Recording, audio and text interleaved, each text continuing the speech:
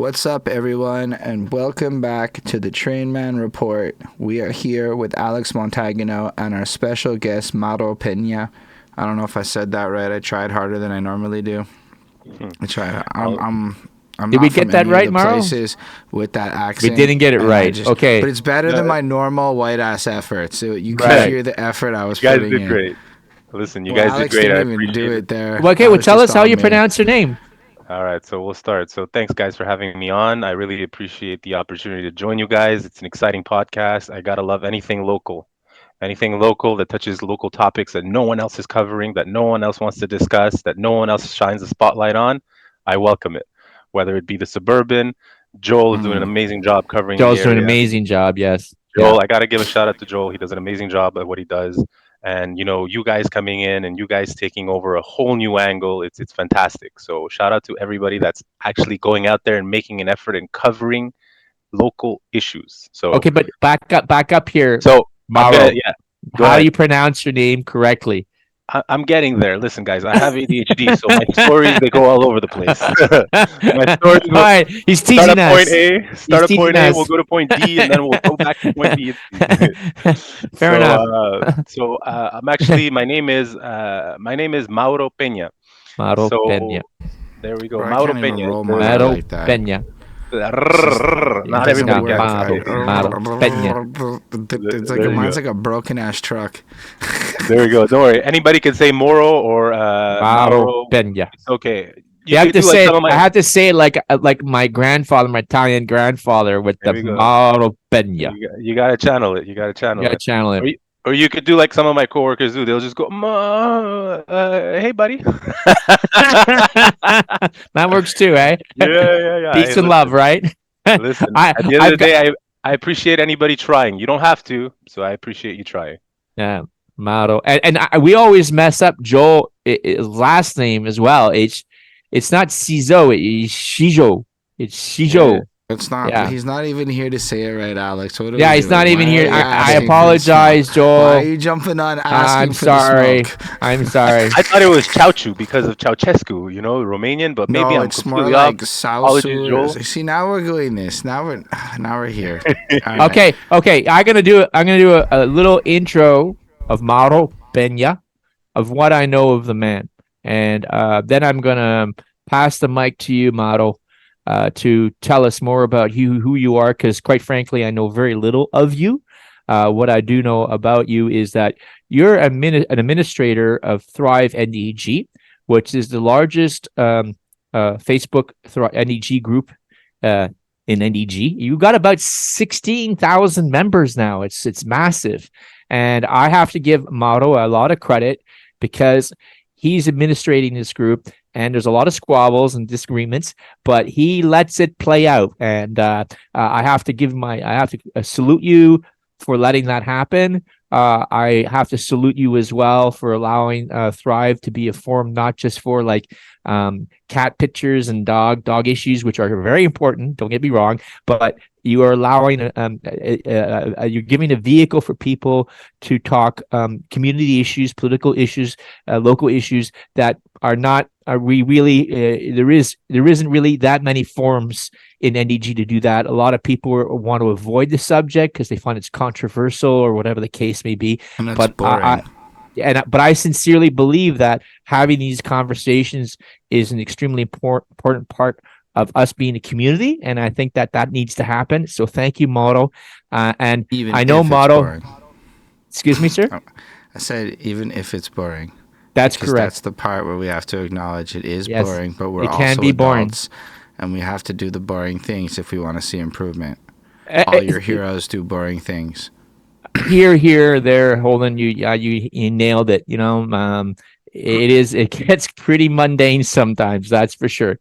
And I think it's important for people to express their level of dissatisfaction with things they see in the community. I think it needs to be done, and obviously in a constructive way. But I think that's important because we can all work together as a community addressing that and trying to move forward with solutions. So, and then to follow on, Mauro ran in the last municipal election. He was associated with Ballarat Homelessness team, and he ran in Snowden, which I'm formerly a Snowden resident, lived on Lacombe, and I was really happy to see Mauro enter that race. He brought a lot of dynamism and a real connection to the community, which I think it needed. I always love seeing local people engaging in the political process, because sometimes I feel like, there's like, well, not sometimes, a lot of times there's parachute candidates who don't even live here and don't have to experience their day-to-day sort of tribulations. So, but I know there's so much more to the man. I know that you work in the medical sector. And so I'm going to pass the buck to you now, Mauro Peña. Please tell us, who is the man? What makes you tick? I know you're a dog owner, so go, shoot. Yeah, he's right over here, actually. You see his head? There I see him. Top corner. Thanks, Alex. I appreciate that. So just a couple little minor corrections. So I am one of the 6 administrators of Thrive NDG. I might be one of the more public ones because I don't have kids, so I'm slightly less responsible, let's put it that way, than the others. And I have kids, and I'm totally irresponsible, but go on. Listen, I'm just saying, like I'm one of 6 in total. So there's 5 other administrators, and we do confer when it comes to certain situations. We decide to discuss the topics that get out of hand, that require more than just 1 or 2 administrators intervening. There's myself, and then there's Walter Ling, and there's also Natalie Joanne, who are the 3 of us are somewhat the more visible administrator. But behind that, there's also the founders. Walter is one of them, Lori, Shannon, and Reese. So it's quite a few people that are behind it as well. So I don't want to take up more room in that equation than needed, because it's really a group effort, and it's 5 of us together. See, Holden, always the diplomat. Really. I'm like, Mauro's the one that takes all the smoke for the team. He's the one that comes out. Don't make anonymous posts, everyone. Or if you do, it's okay under these conditions. And then 300 posts of pure vitriol. Yeah. And it's like, well, really? That's what happens. It comes with the territory, and we are. I believe you're right. I believe we are one of the larger NDG-based groups on Facebook. And to add to that, we are a group that doesn't necessarily restrict membership to only current NDG residents. The makeup of the group, there's a lot of NDG Côte-des-Neiges residents, because there's a need for online representation for people that live in Snowden and in Côte-des-Neiges. As you know, having lived in Snowden, depending on who you ask, depending on how long they've been there, they'll tell you, I'm in Côte-des-Neiges, no, I'm in NDG, no, I'm in Snowden. It kind of goes a little bit all over the place. Technically, it's in Côte-des-Neiges, but it is. Yeah. It is. Yeah, it definitely is. But people will say they associate themselves more with NDG than they do Côte-des-Neiges. That is correct. Yes, 100%. I think it's the DeCarry that makes them go that way. They're like, oh, that's the dividing line. That's correct. Because people don't realize that Snowden is also west of the Carry. There's a section there that is west of the Carry, and they feel that they're part of the NDG community because if they use the Carry Expressway. You're absolutely correct, as the kind of border. Yeah. And it is a border. It is. Yeah, we could have a whole show just on the Carry Expressway, but go on. Listen, to cover it or not to cover it up, that's the question, right? Yeah. I don't think it's just, I interrupt you. Sorry, I'm interrupting you. I apologize. I don't think it's just a question of whether to cover it or not cover it. I think I've literally never heard that debate in my life. I think it creates this scar across the landscape, right? In terms of it divides us. And what can we do in consideration of that, like that major, artery to sort of help bridge Côte-des-Neiges and NDG together, because we are the same borough, and I feel that it creates a real, physical urban division And how do we surmount that? And on top of that, there's all the pollution that's associated with that expressway. In fact, that sector is known to have the worst air pollution in Canada. So that's that's a fact. I have the receipts. So go ahead. I'm sorry for interrupting no you worries. more. No, I don't mind at all. Listen, like I said, I have ADHD, so I get it, Alex. Go ahead, interrupt me because I'll interrupt you. Please. uh, Listen, you're absolutely right, and that's why it's also known for heat islands. And actually, Holden, you mentioned that you had never heard the debate. It's actually a really old debate on whether to cover it or not, and it's not Very about old. covering the entire thing. It's about covering parts of it.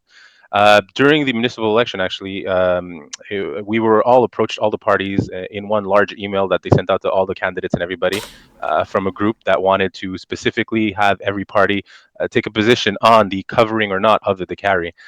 The winning party, actually, Projet Montréal, took the position that they would look into the study of possibly covering partially part of the Decari. Specifically, if I recall, and I'll be vague, so don't quote me on this, it was the part close to Namur Metro, and there was a little chunk of it. Obviously, it cost hundreds and hundreds of millions of dollars, and it was a promise, but it's not a done deal. So we might not see it in our lifetimes. We might. Who knows? Just to not to dwell too much on municipal politics. Thank you for mentioning that. It was an exciting opportunity.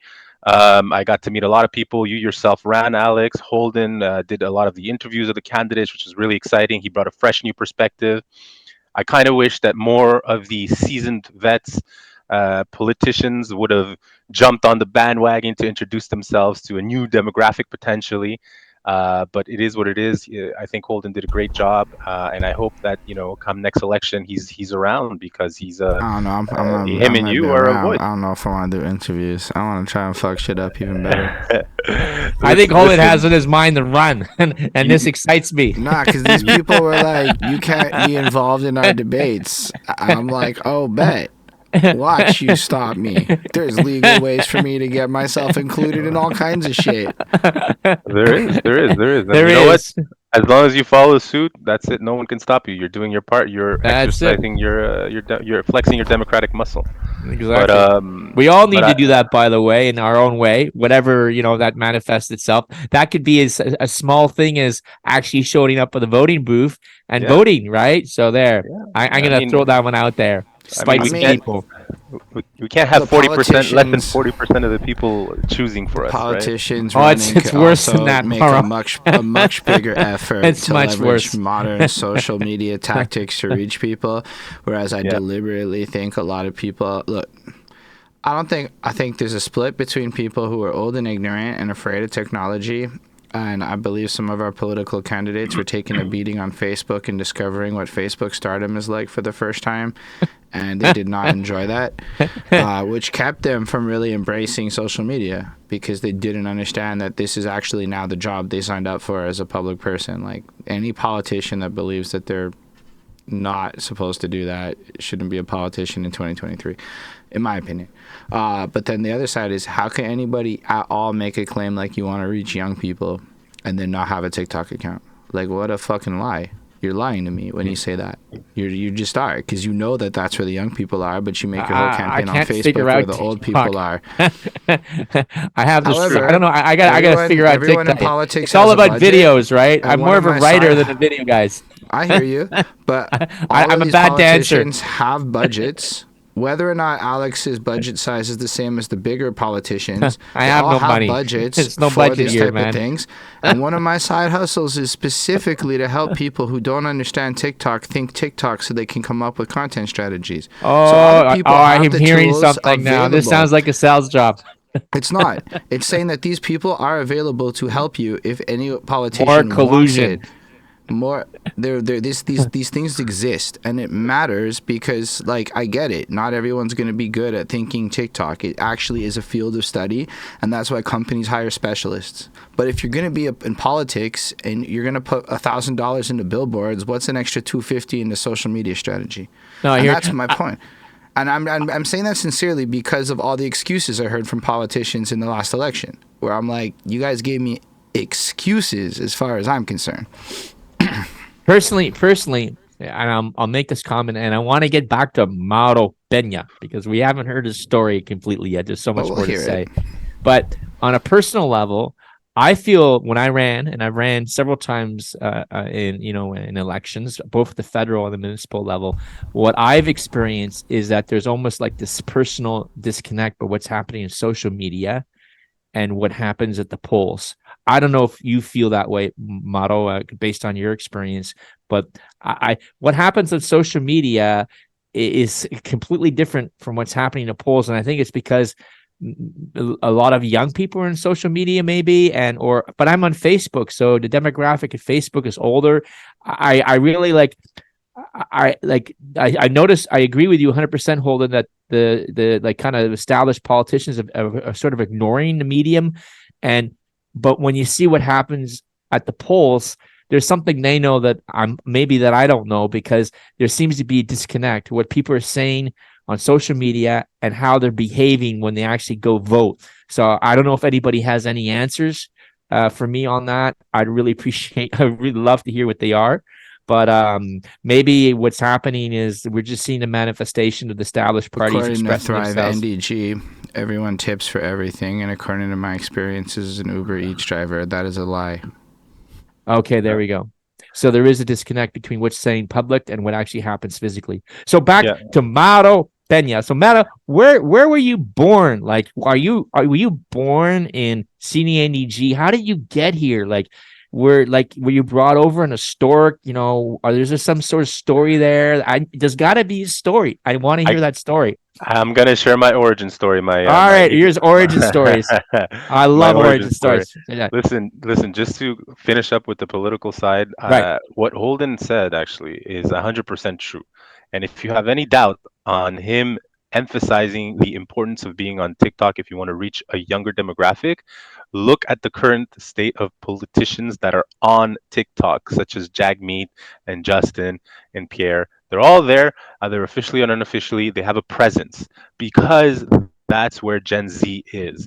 So I am a millennial. I would argue Pierre Polivé, whatever you like about him, that dude is on effing fucking point with his marketing game. He is, absolutely. Shout out to Matthew Conway, an NDGer that's very involved in his politics. I don't want to put him out there, but those that know Matthew Conway. But listen, guys, honestly, what you said, Holden, 100%. There needs to be more of an effort. If there's a genuine interest in reaching out younger people, that's where you got to go where they are. And right now it's TikTok. And Alex, I'm sure you could come up with amazing reels, amazing content. You still got like 2 years for the next municipal election? You got time. You got time. Lots of train stuff. There we go. And listen, I did municipal and it was great. It was an experience. And not many people know, but I was actually involved in the provincial election as well. I was involved with Team Balarama Wholeness also, but I was behind the scenes. That's right. I was behind. He ran in NDG. That's correct. Yeah, he ran in NDG, but I was more involved with actually Joel de Belfay. I was his campaign manager for wow, I'm forgetting. My bad. So I was the campaign manager for his district that he ran in, Darcy McGee. Darcy McGee. Okay. Darcy McGee, yeah. I worked with him to prep him for the debate and everything. We had a solid performance. And the reason I'm mentioning this is because it touches with a point that you brought up, Alex, which was the disconnect between social media and between what happens at the polls. So just to give you a quick little example, we had a great social media presence with Joel de Belfay in Darcy McGee. We had posters all over the place. Every time we met people in person, it was fantastic. Good positive rapport, good connection, good handshakes, good discussions on social media, good presence. And what happened? The end result happened. But why is it that was the end result? And what we learned from our experience there, especially me working in the background that time around as the campaign manager, was that, again, the demographics that you reach on social media don't necessarily go vote. Yeah. And it's about how you get these people to vote, because there is a discontent. There definitely is an interest in change on social media. You'll see there it, is. but these people are so jaded, and I understand because I was. I get it. I get it. I was one of them. My wife is one of them. There we go. And you make a decision. Right? Love her to death. Love you, baby. It is super complicated, honestly, to pick somebody to vote for in any level of politics right now. If we go federal, I watched the last federal debates and I watched 4 candidates take the same positions on every topic at different severities. And I'm like, bro, y'all are the same. You're a homogenous mass of 4 major parties. And then the Bloc was the most sensible dude. But like, I mean, come on, like it's a very different reality for what they represent. And then at the provincial level, if you're in Montreal, I mean, almost nothing, you never feel represented in any of the real talking points that happen because Quebec don't need you. And that's also a political reality. So it does create a high level of what's the point. That's why for me, municipal is the most interesting to get people involved in, because at least what you do at a municipal level will affect your day-to-day life in a realistic way. I just So I just want to state for the record, but Holden, I do need you. Listen, I think a lot of people could, in the politics sphere, if they really wanted to reach people and galvanize, could make more of an effort to bridge that gap towards entertainment. If you feel that you there's a lot of people that if they felt like they could get involved would.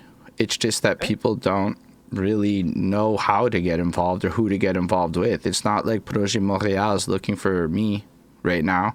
I'm supposed to pull up and show my interest with them, but like high key, why?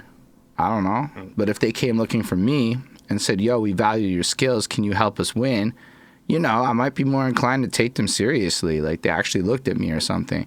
And if local politicians were to invest in people within their local neighborhoods and like look for the people that do things and be like, how can we leverage your skill sets? Are you willing to volunteer time? And, all these things, I guarantee you there would be more of an interest from different demographics who felt represented in a political system. I think one of the things I did learn in the last election cycle is the average age of a Montreal politician is 62, which I don't know if that's the current reality post-election, but that's a crazy stat. No wonder people under 40 don't give a crap, because the people up top are not really caring about us. And then you got The Suburban is the only English newspaper. Let's be real, that ain't talking to 30-year-olds either. No. Anyway, That's not to take away from the motto. It's the importance of what you guys are doing, and anybody else that does the same kind of work that you guys do. Putting local issues at a different angle for a different demographic. Listen, it's essential, and anybody that gets it. And it's like you said, there's a class of politicians that might be a little disconnected for various reasons from the electorate, and there's more and more young people, like millennials. We're huge voting block at this point. We're a huge voting block. We are right now. We're coming into basically. How do I say this? We're coming into the era where we're going to basically be able to grab a hold of power and take the reins. Yes. And do with it what we can for the next 20, 30 years almost, if we're basing ourselves on what we've seen before. Gen Z's outnumbering us. And that's unfortunate. There's a lot more Gen Zs. They're more of like a boomer-sized population than our little millennial population. Yeah, but I think that if the millennials get together with the Gen X's, which I am, right, there could be something happening there. And I think that the Gen Zs relate more to us, the millennials and the Gen X's, than they do the boomers.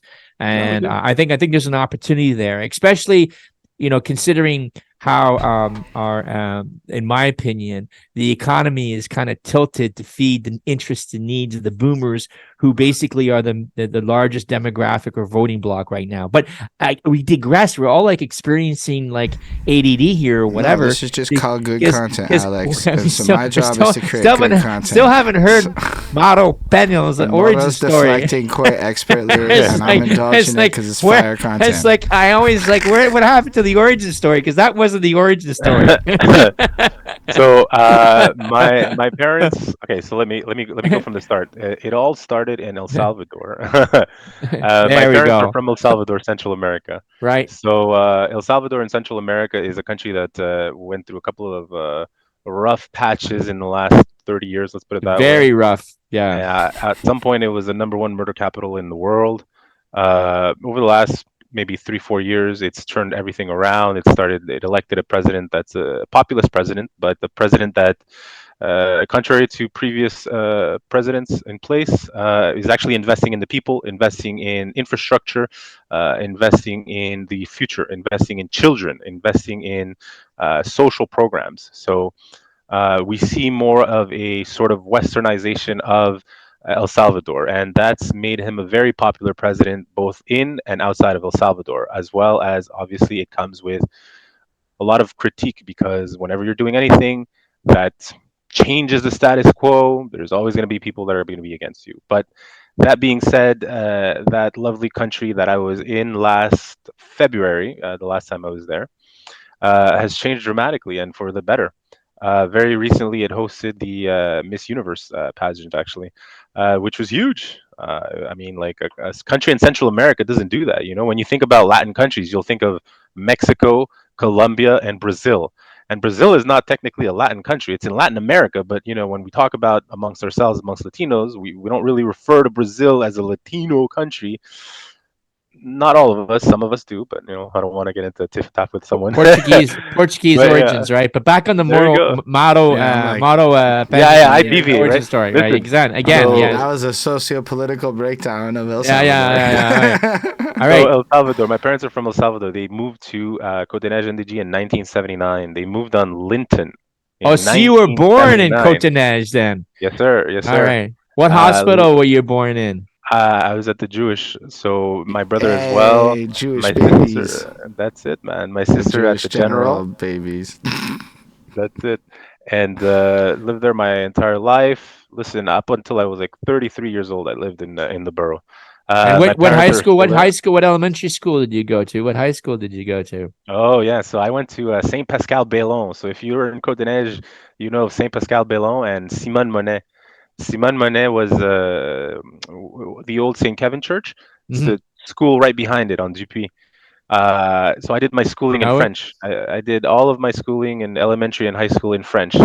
And funny enough, I ever since I started working, I worked in English mostly. So I became very fluent in both. And So what so, after high school? Like you work in the medical sector right now. So so how did you acquire those tools? Where did that come from? okay, so I went to high school at the Mount Royal High School, which was when you were in Côte-des-Neiges, you either went to Mount Royal, Côte Saint-Luc, or Lavoie. Those were the three main schools you went to. So I went to Mount Royal, which was a mix of Park Extension, Côte-des-Neiges, NDG students. We had people come in from Summerled that lived on Summerled. We had people that came in from Curbs in PX, and we had people from Côte-des-Neiges, NDG.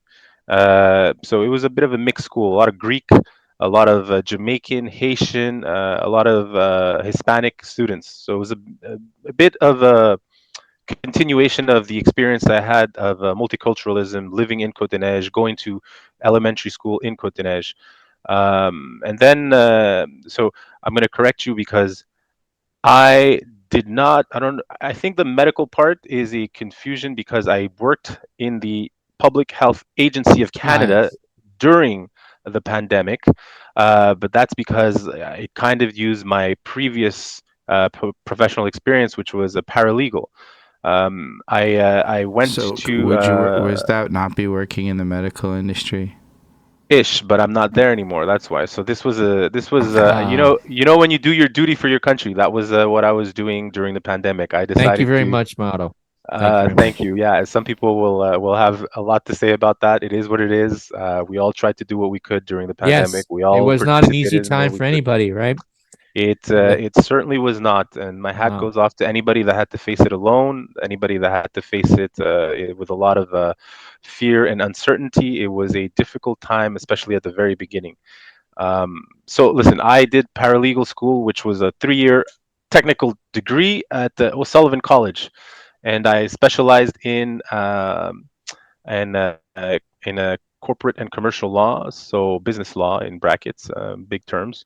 I did real estate law, I did corporate law, I did litigation, I did intellectual property. All that allowed me to also be at the age of 25 the youngest board member on the Canadian Association of Paralegals of Canada, where I dedicated a couple of years to trying to bring some reform to the profession within Canada, specifically within Quebec, because we are not regulated, we are not recognized officially as a profession, and for the role that paralegals play, the roles that it's evolved into over the years, it definitely should be more regulated, more encadré, so to speak. So I did that, and then the pandemic happened. I decided at that point, you know what? I really like giving back. I really like helping people, and I kind of wanted to do more work on boards. You know, as a director, use my experience and my knowledge and understanding of corporate minute books, of corporate structures, of corporate financing, and see what I could do. That's partially how I ended up getting involved in politics, because there was a certain understanding and knowledge and that, and the wealth of knowledge that I brought, and that kind of opened the door to working to jumping into politics. But right now I'm in a completely different industry. I've decided to dedicate a little bit more of my time to Bienvenue NDG, which is a nonprofit located in NDG. I give my time as a board member there. I also give my time as a board member at the Red Coalition, which is an anti-racism group. The Bienvenue at NDG, to go back, is actually a group that dedicates itself. It's a nonprofit organization that dedicates itself to helping newcomers to NDG and to Quebec as a society integrate within NDG, finding resources available to them, finding language courses, finding cooking classes, service de garderie, a little bit of everything. It's really language classes as well to learn French, help them integrate service d'accompagnement. So like, you don't know where to go get certain paperwork. So it's really like a well-to-do organization that really, like, to me at least, it's the kind of organization that I wish people like my parents would have probably had access to when they moved here, and they didn't have to do it alone. It's like so many of us and our parents ended up doing. That's on de Maisonneuve in Belgrave, right? Correct. At the moment, they're still there. It's not a state secret that they're shopping around for another Oh, location, that a is a more state permanent. secret to me. We're looking for a more permanent location. And But you work for Bienvenue NDG. This is your job. This is how no, no, you no, make no, a no, living. no, no, no, no. This is your I this is this your is volunteer. So your volunteer activities. Exactly. So I see. part of what I want to do, part of what I transitioned from the I was going to say the apocalypse. When I transitioned from voyons, The the pandemic. pandemic. Thank you. I kept saying It apocalypse. is kind of like a little bit like you Uh, could call it that. The so when I pandemic transitioned from apocalypse. there, I realized with time, because I did a little bit of therapy and soul searching. I tried to figure out what is it that I like to do. Where do I want to go from here? I realized that I really wanted to give back. I really wanted to be involved in a certain way, to give back, to give my little bits of knowledge. So I found a job that allows me to do that, because it's a easier, quote unquote, unionized position. Let's put it that way. It's a confidential employer. It's a unionized position that allows me to uh, turn off my phone when I'm done my work and concentrate on doing what I need to do outside of work. Which is wonderful, because not everybody has that luxury. And having worked for 13 years as a paralegal, doing a lot of overtime, doing a lot of last minute 4 o'clock, hey, I need this by tomorrow 8 a.m. Scenarios, I was done with that life, and I needed something that felt like it fed more my soul. So that's kind of where I ended up going, and that's kind of why I ended up taking a bit of a different role within the community, and kind of like how I ended up being a little bit more active within Thrive NDG, because Thrive NDG, when I joined it, was, and to those that might remember this actually reference, it was the Robert Scott promotional page. If you remember Robert Scott, I do remember you Robert remember, Scott. huh? Yeah, I do. I Robert do. Scott was one of the original He's still hardcore. around. He's still around. Yeah. I'm not saying this negatively. Like, original Yeah. hardcore No. I members. hear He you. was I hear you. he was there posting all the time. He was very active and everything. And I remember him well. as you know, during the pandemic, things started evolving within the group, and then there was people taking up more space, and one thing led to another, and I was given the opportunity to become a administrator on Thrive NDG, which, as you know, is grown exponentially since the pandemic. We're at, like you said, I think last time I checked, it was 16,900. I don't know Yeah, the exact number, but it was it's the 16. biggest Facebook group in NDG. There's none that's bigger than Thrive. It is what I it is. I've approached all of the politicians, elected officials. I've told them, please feel free to use it as a window to try to reach out to the community. Feel free to make posts within your party or your the borough page in order to reach out. I've done the same with community centers as well, and other organizations, whether it's Centre Monkland Center, or whether it's a Green Center, which is technically located in Westmount, but is run by NDGers. The entire staff is NDGers, and a lot of the programs end up benefiting some of us in NDG. Uh, these centers, Bienvenue at NDG, Monkland Center, um, everybody that can have a presence is welcome to having a presence. And I've always encouraged them, whether it's them or even the Lions Club, the Food Depot as well. I've written to a lot of random people, organizations, just to tell them, hey, we exist, we're here. Please feel free to reach out to the community, because what better way? I mean, like you said, there's almost 17,000 people. Why not? I don't get anything out of it. It could potentially help someone else. It could potentially help a member that's in need. We have caseworkers. We have people from Maison Mosaic. We have people from what's the other one? Anyway, there's a few organizations that are present, and it warms my heart when I get to see people get the help that they need, or the references to the organizations that can help, such as the food pantry, the community fridge, all those wonderful programs that Yeah, do a lot of good. Yeah. and it's allowed me to contribute in ways that wouldn't have been possible if that hub didn't exist, right? So I helped with the community fridge. Someone had one to give away, and I had a truck to move it, and everybody kind of got together spontaneously, and it happened. So I think social media has that real positive aspect to it from a community level that really helps us. But I want to state for the record, and I want to ask you some very pointed questions there, Mauro Peña. Do you get paid, or do you get any compensation whatsoever for being an administrator of Thrive NDG? No, none of us do. It's all entirely volunteer work. We do it on our own time, which is why we always ask people that reach out to us to be patient and not to expect an answer right away. Whether it's reaching out to like businesses on Monkland, like what's that barbecue place? The name escapes me. They're always posting. They got great posts. Whether it's them, whether it's any other restaurant. Was it? No, it's not Tejano. It's a place in Monkland. I know who you're talking about. Yeah, they're always posting. So whether it's them or anybody else, really, anytime I pop into a local venue, or a Buboy also on where the old grilled cheese place was, the Filipino restaurant Buboy, all of them, I'll reach out to them on their social media page. There's a trainer, F45, I believe, FG45 training. He's based in NDG, does private training. He has a really nice Facebook page. Instagram page, sorry, and all these local businesses, you reach out to them, and the goal is to like generate interest for not only their businesses, but potentially create a conversation, what becomes a conversation, so that it becomes sort of a digital town square for the people. Because why not? I mean, we can't dictate all the conversations that happen all the time, right? While they may not get paid, everybody gets club points if they want to flex their club points, and everybody involved in a position of leadership in a popping thing, you definitely get a little flex points. Not that you abuse them, but they exist. Okay, so my follow-up question to that, Mauro Peña, is that by participating in this show, right? Did you receive any free pickles whatsoever?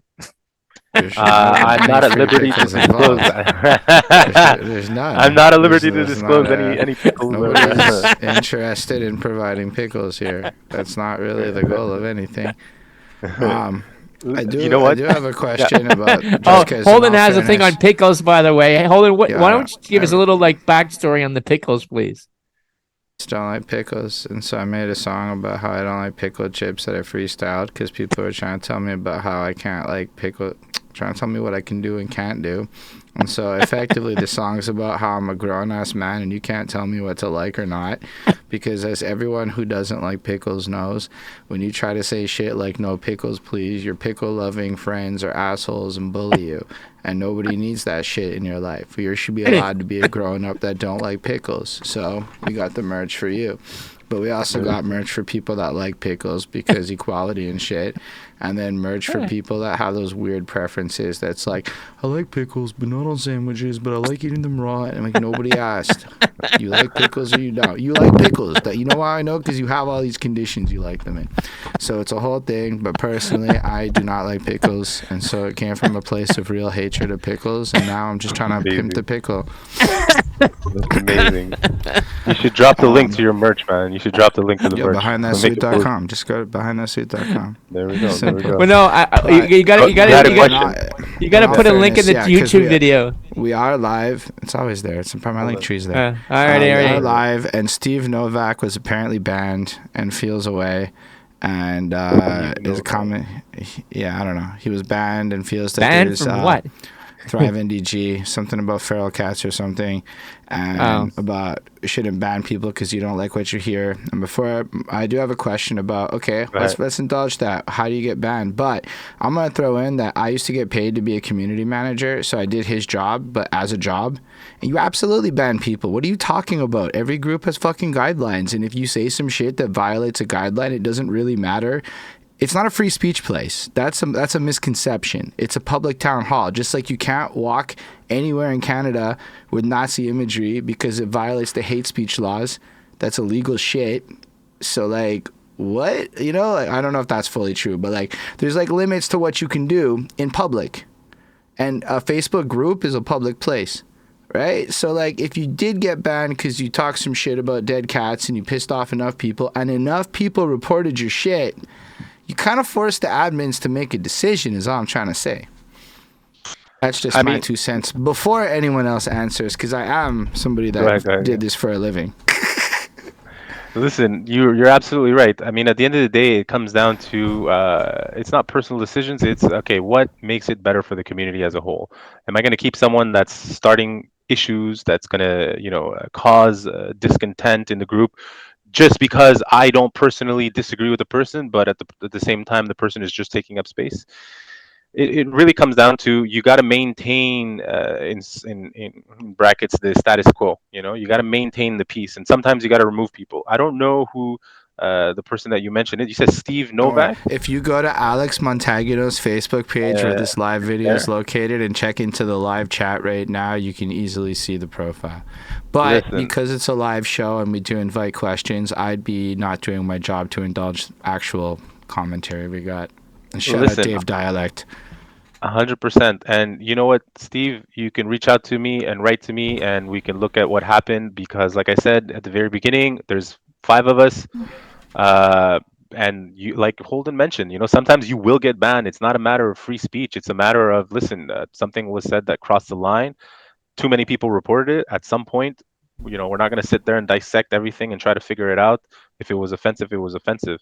To Steve's specific question about being banned, though, I have no idea. Respectfully, I have no idea what you're referring to. So please just message me and I'll look into it. In general, what would be like the line that you can't cross then? Because there is a lot spicier chats. Thrive NDG has evolved into something. I'm personally an active shit disturber in this group, but I feel like I stay within the lines of decency. But like, what would be the place that gets you banned? Like, what is too far? Okay, so just because I think it's a legitimate question from an actual admin of the group. Thank you. I appreciate the question. Actually, it's a great question. So, like you mentioned, there's also the group, but there's also the chats. So some people, for some reason, don't make the link between the chats and the group itself. So there's NDG. There's Thrive NDG, the group itself, and then there's Thrive NDG, all the chats. So there's the general chat, the entrepreneur chat, the lost and found chat, the free stuff chat, the singles chat. There's a few chat groups, right? There's also a bike chat. Yeah, there's a velo chat as well. There's a velo chat as well. Yeah.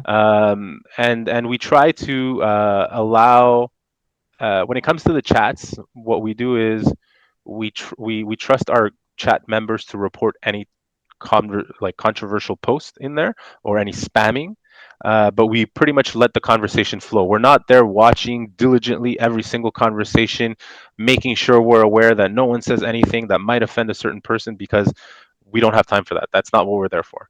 We're there to sort of do like we take a step back and we watch it evolve, and then we're more reactive than proactive because there's just not enough time to sit there and go through everybody's conversations. Nobody wants to do that. It's not productive to anybody's day to sit there and watch the exchange between 45 people between good morning, how are you, what was your day like, I went to this show, meet me at this place. Listen, have a great conversation, guys, but I'm not going to be spying on you guys over that.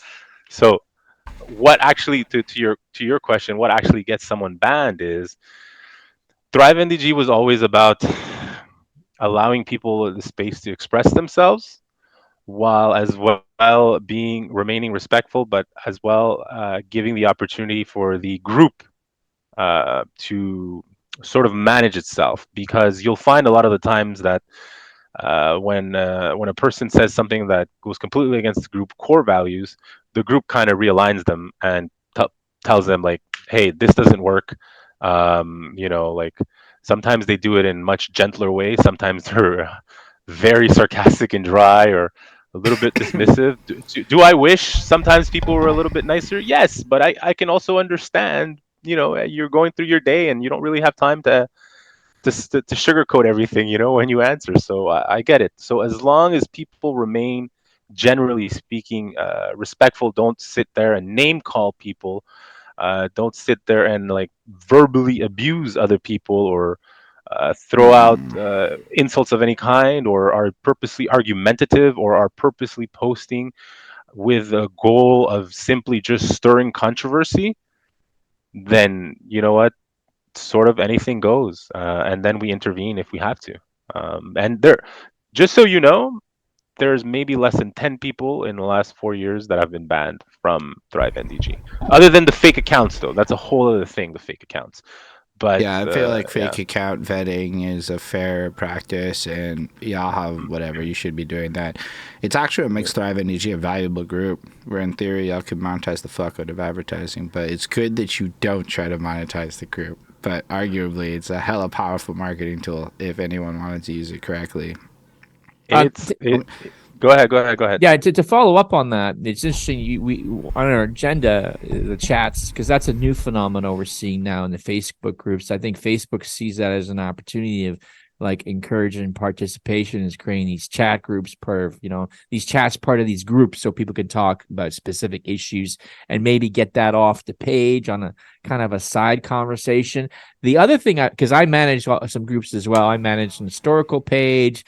I have the political action groups.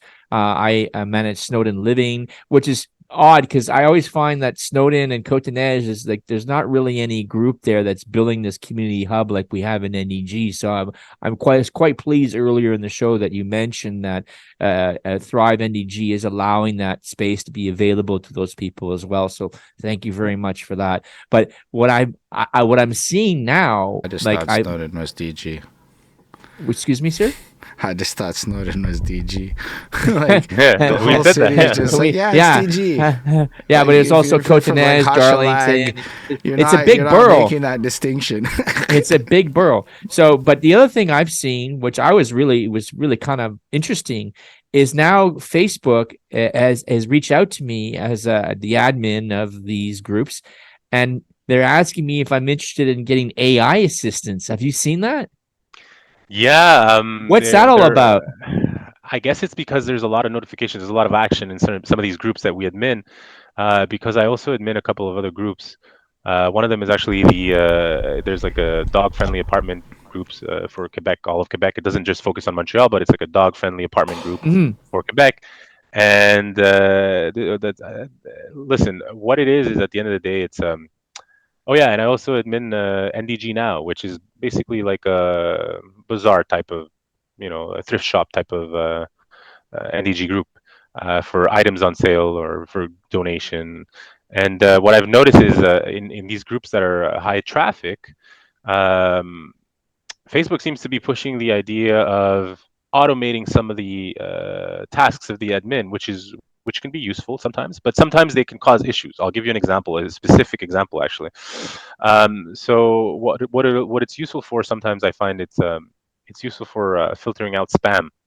So anything that's spammy, if you have an open group that's not private, it'll filter it out. It'll put it in basically like a spam folder. So the person will post. They won't really know what happened to their post unless they're looking for it specifically. But it'll stay in the spam folder until an admin sees it, reviews it, and decides what to do with it, publish it or delete it. Yeah, I've seen that. Um, I've seen yeah, that.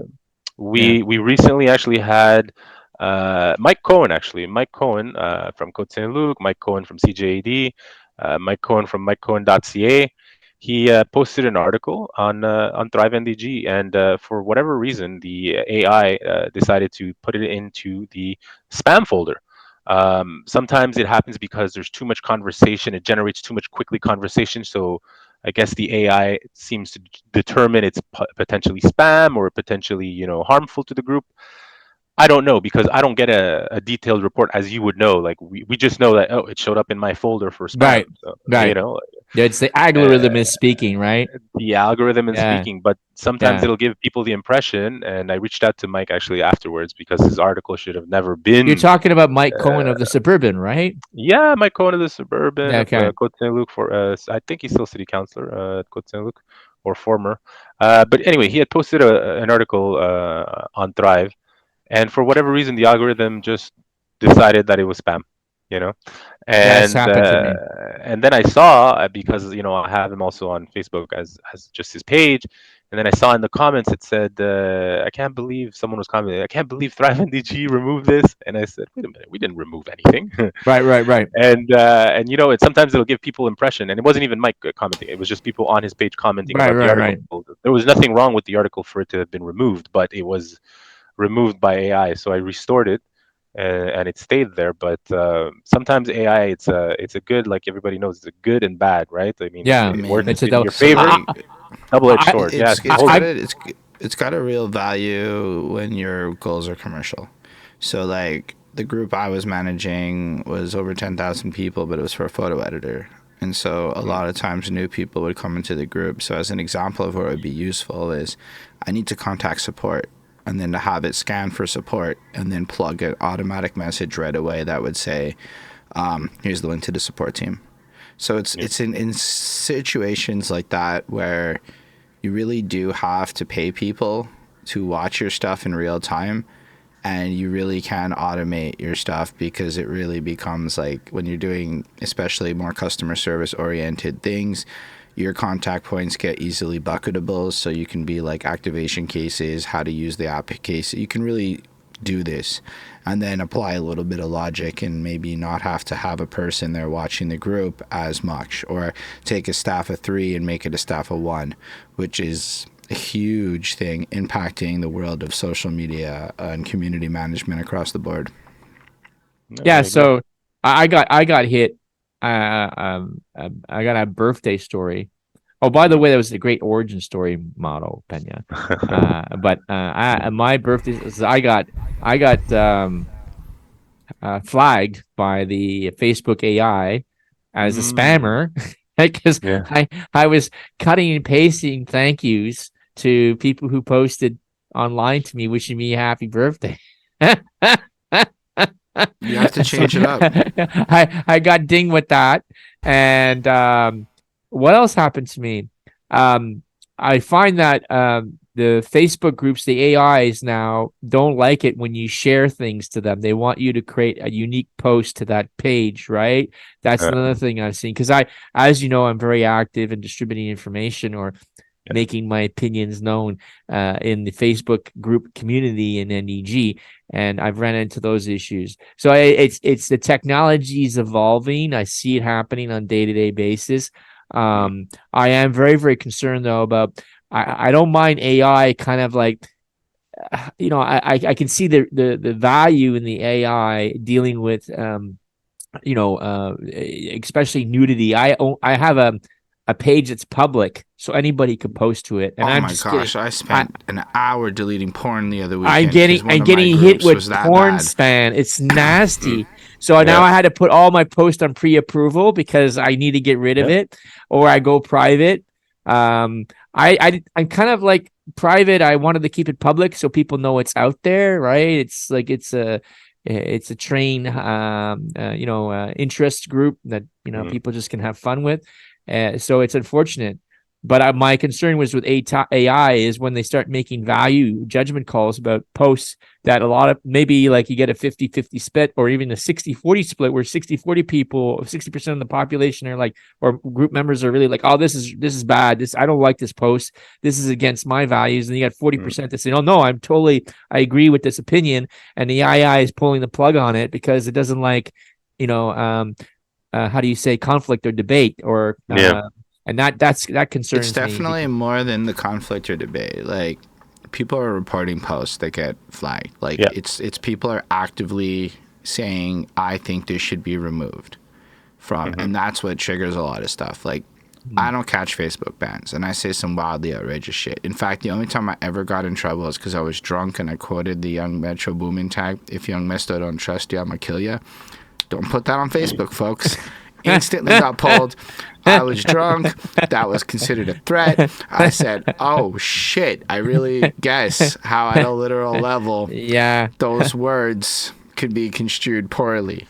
So, 100%. no, Facebook might not be the best with context per se, but I also think that AI is way better at nuance and finding the line than people give it credit for. It's just that jokes, I don't think people are very good at comedy is the real truth of it. I think you always get in trouble with jokes, and people get mad that people don't read subtext in a group full of a bunch of people who don't even speak English as a first language. So, I mean, nuance is lost in all of this stuff, and the one admin who responds with comedy often is misread because he speaks with great English in a group full of people who don't actually speak great English, and that's a fact. And sometimes I just want to, but he's an admin, so I never do. Sometimes I just want to respond, but he's an admin, so I never. So moving on to joyous joy of Christmas. Thank you for that plug there, Holden. So one of the things we wanted to do in this show was focus the conversation on Christmas, of course, and the holidays. Let's say holidays, so we include everybody in that group because NDG CDNEG is a community of people from all corners of the world. Absolutely. Who live in peace together. And one of the things that we wanted to draw attention to was local Christmas markets, local opportunities to purchase goods for Christmas for your friends, your family that have a local flair to them. And before I jumped on to this, what are we calling this? This is a video cast, a podcast? It's a podcast. Okay, it's a podcast. That's has video because all the to me podcasts are video now. Oh, they do. Okay, so on that note, especially because COVID forced everyone into Zoom and everyone's we lost a special guest. Oh, there he's back. Everyone's expectations for like video quality on podcast is like you can just stream a Zoom call now. We're all okay with it, and everyone was like, "Oh, great!" And now everything's video because why aren't you streaming your fucking video call? Like that's it. Yeah, and then you have the option for audio only, but I don't actually expect people are staring at our faces for an hour. Like I don't really think that's how people watch this. Well, I hope not because. I'm not. Whatever. Let's not go there. I'm not a Mauro Peña. That's for sure. Let's go on. So, I before I got onto this podcast, I was just going through Thrive, and there's Melanie Dean. She's selling homemade vanilla extract. Nissa Tagan has got shortbread. Love shortbread. She's got shortbread cookies for sale. We have Angelica Gerald who's selling beeswax candles, and I was talking to you that before the show started. And Mauro, you mentioned some other people as well. Yeah, there's actually Heather Margaret, who is a wonderful contributor to Côte NDG, Thrive NDG. She's on everything Westmount. She's in NDG Living and a few other groups. Heather Margaret. Super community oriented individual. She's always posting for the different crafts fairs, artisan fairs that are happening. If you find her page, you'll see, well, actually, I think her page is private, but you'll see a lot of her posts on Facebook for the kind of products that she'll be selling or the kind of events that happen here. If I'm looking up the last one, it says Marché de Noël, Artistes et Artisans, NDG Artisans and Artists Christmas Market. So it just happened this weekend. on the 16th and the 17th of December. It was at the YMCA in NDG, and she posted a lot of lovely pictures to entice people to come by and support local. Not just local merchants, but local artisans, because they're year-round working, perfecting their crafts, selling their products, and there's a need, and there's a market too. And as well as Heather, there's also a friend of mine, Azza Hakim from the Handmade Squad. I'm Oh, gonna actually. you got something to show us. Awesome. Love it.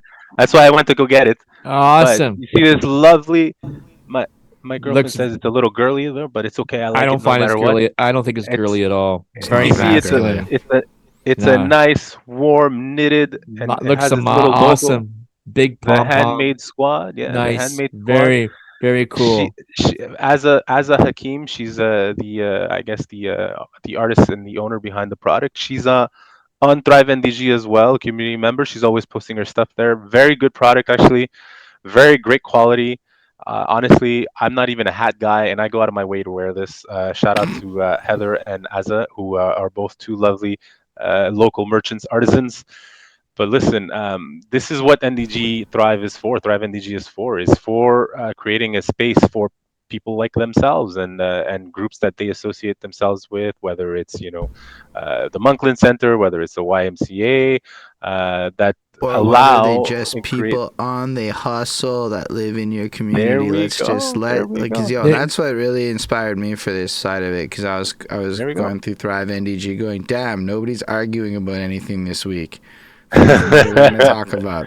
Just So going, holidays. I want and, to but I continue. saw that though. I saw all these local people posting, and there's like a bunch of stuff always being done in the group. They don't usually get as many comments, unfortunately, but it is just worth considering that when you're doing your Christmas shopping and you're in that last minute crunch, see what the community's got for sale.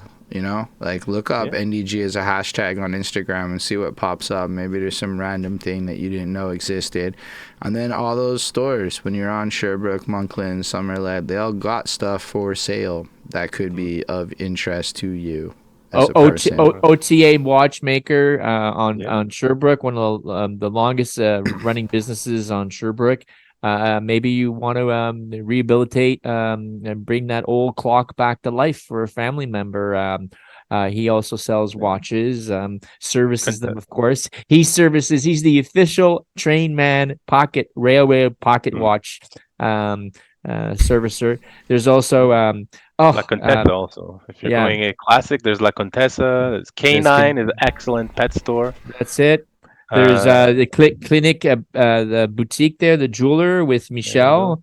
Am I saying that correctly? Am I getting that right? They're There's near Encore Books and Records that sells Yeah. new and used records. DJ, I don't know, has been known to shop there on occasion. There's also Royal, the cleaners, Royal. Yeah, The eco-friendly cleaners. yeah, Shout out to Michael. yeah. I Shout know, out to I know, Michael. I know, I know. I'm not his big. He's not my biggest fan, but it's all good. It's all good. He has a wonderful business. I'm serious. So he has a wonderful business. It's a unique in the borough, and much success to him. And hey, check him out if you want an ecological, friendly. I bring my stuff there. He does a There we great go. job. Oh yeah, he's also the He's been there a official while. dry cleaner for the Trainman I'm not uniform. gonna So lie, I there- use that dry cleaner on Summerled. there's another 'cause plug. It's a lot closer, so I'm gonna shout out my dry cleaner There we Theo, go. I think it is. They There be we always go. doing me good. They have made way more money off of my suits than I would like, but they're the official dry cleaner of my entire rap life. That's it. But Chichuro. yeah, We got Chichuro, yeah, Chichuro. We yeah. got the Transo. We got all kinds of Transo. local. How did I local forget about delights. Transo? There Yeah. you go. How could you But not? also shout out Bettina for watching, who also bought one of them hats and a scarf from Heather, and she said we do have an amazing community. It's pretty cool. Nice. Hi, So- Bettina. I wanted to move on. That's great. Thank you very much for all those plugs. There's so much to make. There's so many plugs to make. There's But if you know any there's that kid businesses store in out there, Monkland. There's kid if you're store in watching Monkland this, as well. if you're No, watching this, tell us the businesses you think are dope that you shop at that you think should be recommended, especially if they're not as well known. like if there may be some of the more hidden ones that like the Mariposas where you kind of only know it if you know it. What's that toy store in Moncton? I've been there several times. Excellent store. Next to Milk. The next to Milk. Yeah, next to where Baskin Robbins used to be, but no longer there, of course. Yeah. I was there recently. Aren't there kids or something? Whatever. But it's excellent. I'm not It's sure. an excellent. A lot of Kid food. Link. It's Kid Yeah, Link. Kid Link. Thank Shout you. out Bettina for participating. Yes, that's a great local vendor. He's active in the community as well. He's been on CTV, fighting for the vendors. Yeah. We also have the people from Biz NDG also. They're available. This past weekend, Biz NDG, and I know that the whole idea of whether or not Biz NDG or what they aspire to become, sort an of SDC or something, an SDC or something, to put it mildly, is a divisive topic. But however, they are there. They are doing a good job of trying to bring the community together. They are being present, and let's not forget that the people that make up the membership are local business owners as well. So if we're talking about business owners, we can't forget people like Biz NDG. Whether we're talking about, actually, this past weekend they had a whole Santa Claus theme. There was the Santa Claus, there was a fairy, and they were taking pictures for the kids and everything. So I have to say, shout out to Biz NDG. They're that's an making awesome their presence initiative. known. That's an awesome Absolutely. initiative. Yeah, Absolutely. Yeah. And not just that brought out not only local merchants, but they visited some of the outdoor installations for the festivity periods right now. That they're I think what's the name of that next to La Contessa, that space there? I always forget the name of the small triangle park on the corner of Royal and Sherbrooke. Yes, they had a cabano there, and people were roasting marshmallows. A lot of fun. Yeah, it was great. I tip my hat to the city or the organizers involved with that. Would love to see more of that stuff happening in NDG. Definitely. Cool. We got to support local guys, So you were saying, yeah. So I wanted to recap. One of the things that I talk on a regular basis on the show is about financial affairs. This is where we put people to sleep. That's the important part. So last week, the city voted and passed the 2024 budget for the city as a whole, which include the sub budgets for the boroughs. So that passed through. So what happened there is you have the city basically approving how money is going to be spent. And we don't really talk about that, I think, as a community very much. But I think that's the most important topic to discuss is, they're collecting all this tax money from us, and how are they spending it, and how is it, having a tangible, direct impact on the quality of life in CDNDG. And if anybody, to all people who follow me or know who I am a huge critic, a severe critic of the city and how it disperses and distributes money in the city. It's not a system based on equity. CDNDG is really at the bottom of the bottom of the bottom when it comes to monies being allocated to us. And unfortunately, 2024 is a repeat. I'm kind of at a loss now. I'm at a crossroads in my life right now, to be honest with you, how I move this issue forward and find ways, constructive ways of sort of manifesting change. Pie charts. Pie charts. That's start. Right. But I did discover something. I was crunching numbers, and I did discover something. What I discovered is that when I challenged the administration and I asked, why is it that we don't get money like other boroughs do? The gentleman who responded to me was Benoit Doré. He's actually the finance guy who manages the finances for the city of Montreal. He's the borough mayor for Sud-Ouest, and Sud-Ouest gets an enormous amount of money, a sickening amount of money. I'm just trying to understand how that happens. And he said it's because of vulnerable populations and because of infrastructure. So what happened, in short, is that because there was a lot of vulnerable populations in Sud-Ouest, because you had the Point and Place Annie and all that kind of stuff, the city invested tons of money in infrastructure to support this population. But the thing is, the vulnerable population has left, a large part of it is left Sud-Ouest because it's gentrified. And the city's still running on a formula based on numbers, poverty numbers that are more than 10 years old, more than 15 years old. So when you look at the numbers, what's happening is Benoit Douay is not getting more money for poor people.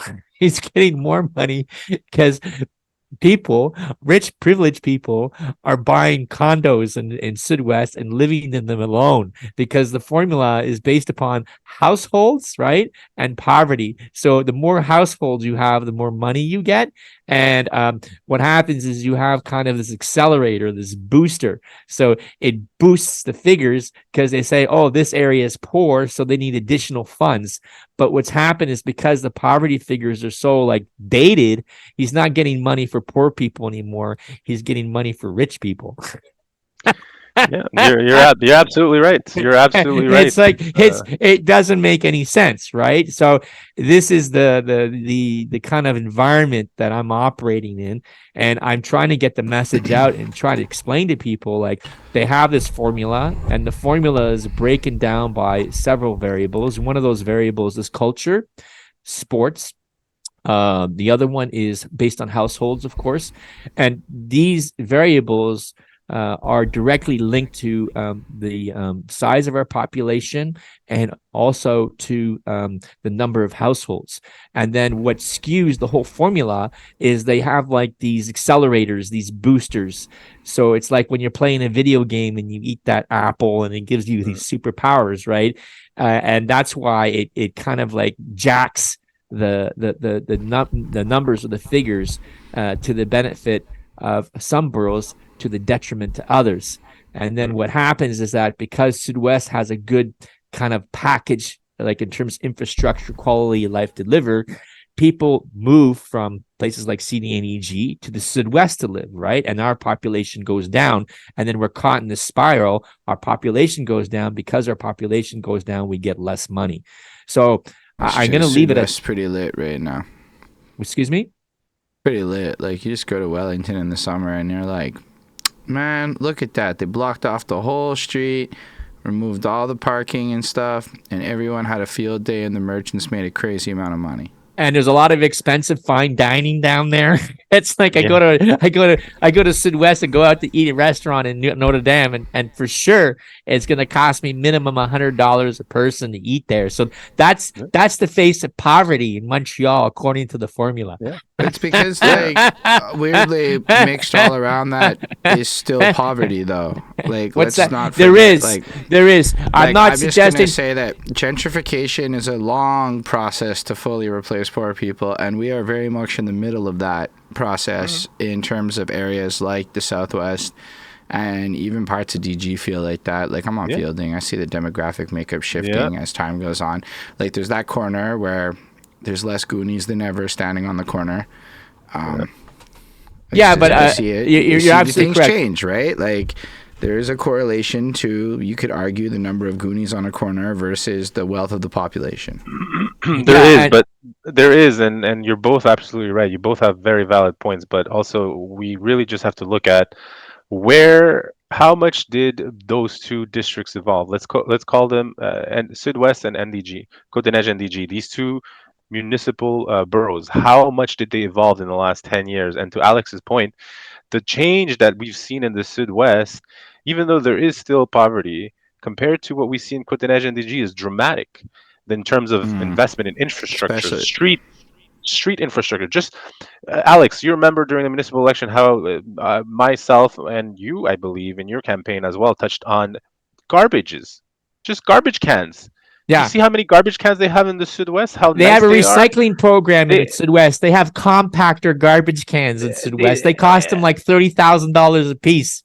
Their parks have garbage bins. Their parks. They empty them. We have the big plastic bins. Yeah, barrels, the favela garbage cans from El Salvador. The barrels. They came with Mauro Peña when he came over with the plane with his parents. The barrels, I'm telling you, listen, actually, you know what? Great point. I remember Van Horn Park and how little it's changed other than the sports center itself Right. on the edge of Van Horn Park. Right. In about 30 years, it's barely changed, barely any I want to investment just in it. touch on this comment from Go James, ahead, who's go ahead. been kind of touching on it. Shout out, James, for watching. We keep losing businesses. There was a time when we had a nightlife in NDG. I don't remember that shit. But more around 2000. Okay, fair, I was 12. Even before, like, 98-ish. Okay, I was 10. I shouldn't have been in the nightlife. But, yeah, no, like, my adult life has not really seen a nightlife, right? It's, like, actually one of my bigger... We just had Chris Chrome on the show discussing just that, arts and culture and shit. No, it's good, James. You bringing this up validates things I'm already fighting for.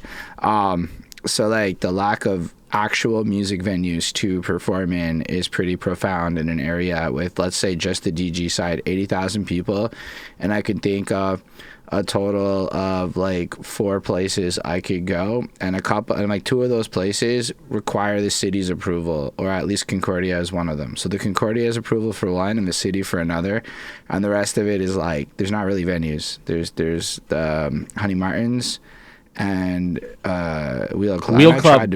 tried to make the Wheel Club cool for hip hop. I really tried. We'll It's a try very again. uphill battle. It's an uphill try battle. again. A very uphill battle.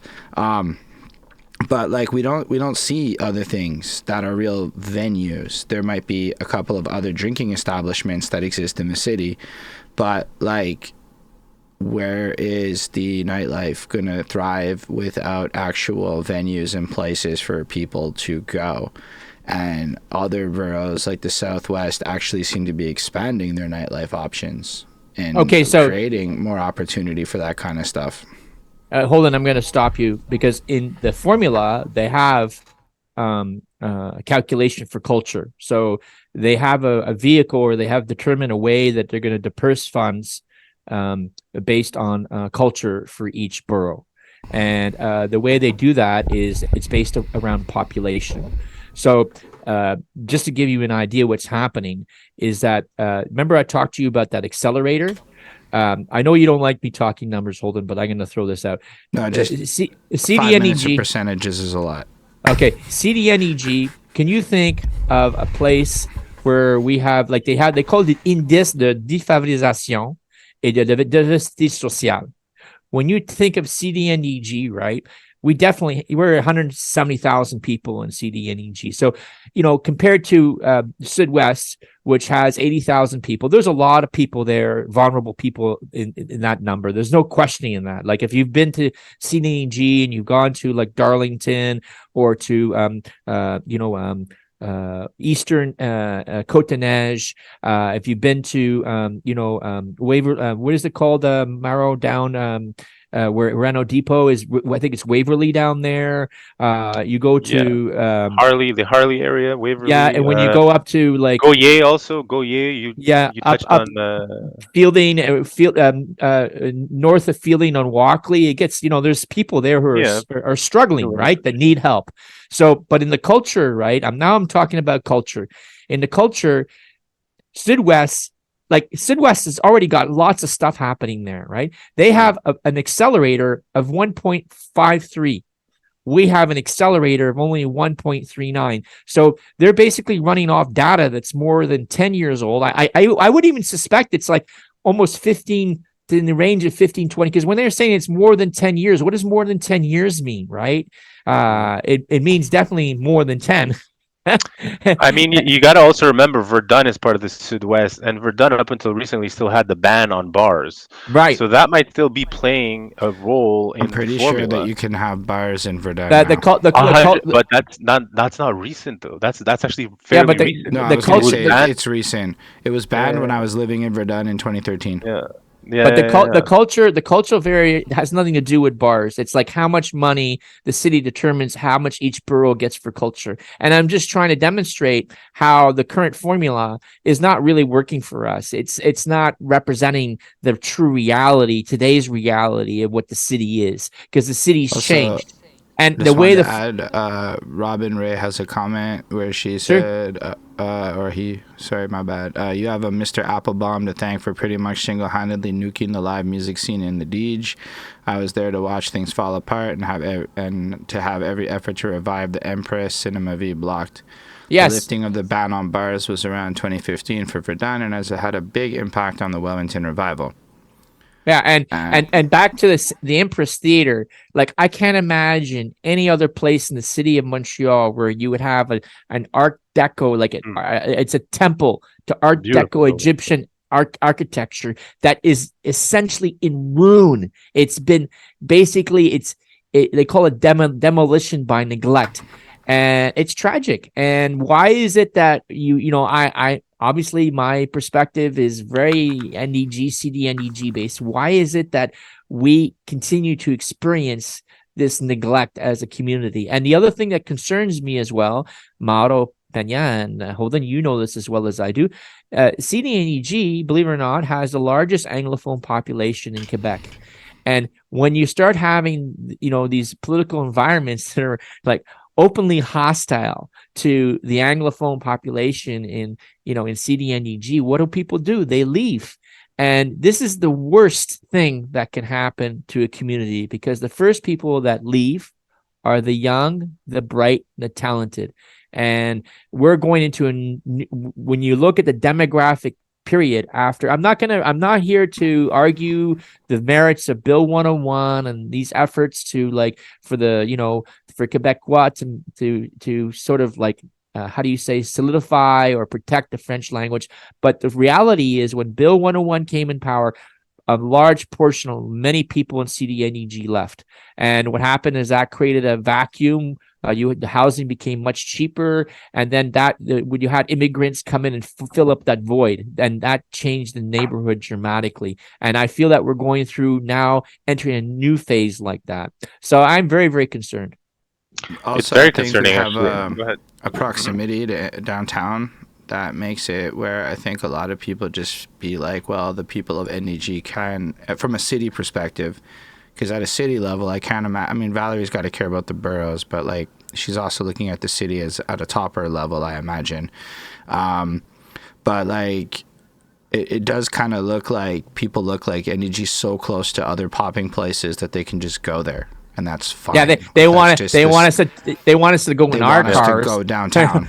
They want us to go other. They don't want us to consume services and products from our own community members. They want us to go and consume it from other people. I talked to politicians whining about venues. Pretty much all the political candidates had the same answer to me, including both of you.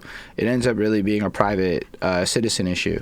Where are the investors on the other side of the coin that are trying to build these businesses? It is. I didn't think I said it was just a private investors. What you do is you get an anchor, right? You need an anchor. They talk about this all the time. So on Sherbrooke, what would the anchor be from an entertainment venue? What would it be? The Empress, right? You have an Empress Theater with a theater that attracts people to come to the neighborhood to go see shows. Then you have the restaurants around the Empress, right, that are catering to the people who are going to shows and be run like a business ultimately. And I think at the end of the day, I would love to see that place get restored and be a venue, but a venue of that scale would suffer and never be profitable. It would take so long to make that place profitable. It's not supposed to be profitable. That's my point. And the Empress will never be profitable. The city has a responsibility to invest in CD-NDG as much as it invests in other parts of the city. You don't think the city or the province is involved in investing and supporting cultural institutions that don't make money in other parts of the city? Look at the Montreal Symphony Orchestra. The Olympic Stadium, guys. The Olympic Stadium. It's like we only need a fraction of that money, but we don't get it. And, we don't get the big corporate sponsors like Hydro-Quebec or Alcan Aluminum. They don't come here because what's wrong with us? Please, someone tell me what is wrong with NEG, CD-NEG that we can't attract this kind of donor support. I mean, I really think it's the business case. I mean, I'm in the entertainment game a little bit, and people don't drink no more in the youth. It's a lot less drinking across the board.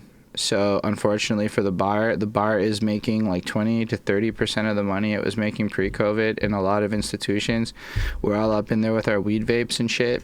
And people they get drunk, but they don't get drunk like they used to. Robin, we'd love to have you on the show and discuss this further, by the way, because again, I'm curious about all of this, and I would love Are you to guys explore saying that this you guys topic. don't drink like Gen Xers? Because this is what I'm hearing right now. Actually, I don't- and don't- I take offense so to that there's comment. like something like they track the percentage of high schoolers and young people who drink per generation, and it was something like 70% in like Gen X, fell to like 50-60% in like millennials, and it fell to under it's true. We're 50% alcoholics. of high school kids drink. At this point, I mean, I could just add you now, Robin. But I don't even drink basically, myself, so.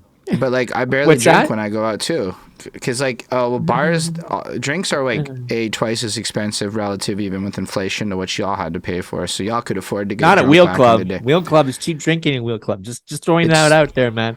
They it's make a great also- gin and tonic, and I remember last time was there was like They're $7. definitely more Awesome. affordable for like that, but like you're not getting drunk at Wheel Club as easily. You are You're relative not? to other bars, but you're going to the SAQ at this point, and you're buying a bottle, and you're pre-drinking at home, and you're smuggling your alcohol in your jacket, Right. and that's Right. what you're actually doing. And I know that because I'm outside the bar watching people with their stashes of alcohol. Like in the winter, you bury your bottle in the snow somewhere near. Like people got Oh, wild strategies. I don't do that. because people Sorry. can't. Are unfortunately so because the alcohol profits are so shit.